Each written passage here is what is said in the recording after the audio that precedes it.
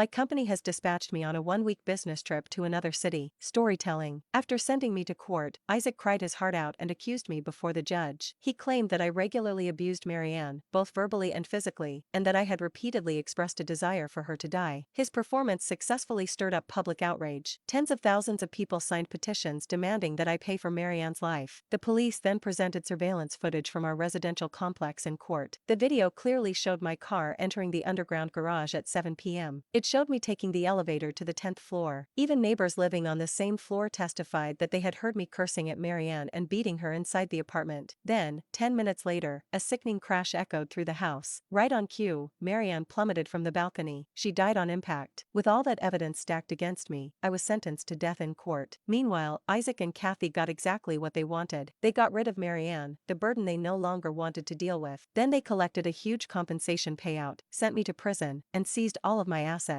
Those comments sent an ice-cold shiver down my spine. The monsters had been right beside me this whole time, and I never even saw them coming. Although I still had no idea how they had managed to fabricate such a perfect crime scene or how they had somehow made the me in the original timeline cooperate so completely. There was only one thing I could do now. I had to be patient. Every second I spent pretending to be unconscious felt unbearably long. It wasn't until the clock on the wall ticked past 7:10 p.m. that I finally let out a quiet breath of relief and slowly opened my eyes. Just then, the hospital room door was gently pushed open. Since I was awake, the doctor performed a brief examination. Fortunately, my car's safety features had held up well, and I hadn't been driving too fast. Aside from some minor external injuries, there was nothing serious. The CT scan of my head came back normal as well. A few days of rest would be enough for a full recovery. After the doctor left, two traffic officers in uniform entered the room carrying notebooks and pens. "Miss, how are you feeling now?" one of them asked. "Would you mind cooperating with a brief inquiry about how the accident unfolded?" I rubbed my still aching head and replied softly, "Thank you. I'm fine now, just a little dizzy." After a pause, I put on an expression of someone trying hard to remember. I was stopped at a red light when my phone suddenly went off. I instinctively reached for it, and somehow I accidentally hit the accelerator instead. Before I knew it, the car shot forward. The officers carefully recorded every word. One of them nodded and said, "We've already investigated the scene. At this point, it appears to have been a single vehicle accident. Fortunately, no other cars or pedestrians were involved. However, you'll likely be responsible for the cost of repairing the concrete barrier you hit. Also, the front end of your vehicle suffered significant damage. We've already arranged for it to be towed to the dealership for inspection and repairs." I nodded lightly, and a bitter smile crossed my face. "Of course, that's my responsibility. Thank you, officers. Sorry for the trouble. I had taken a financial hit and ended up with scrapes all over my body, but it was worth it." There had been traffic officers, medical staff, and so many onlookers at the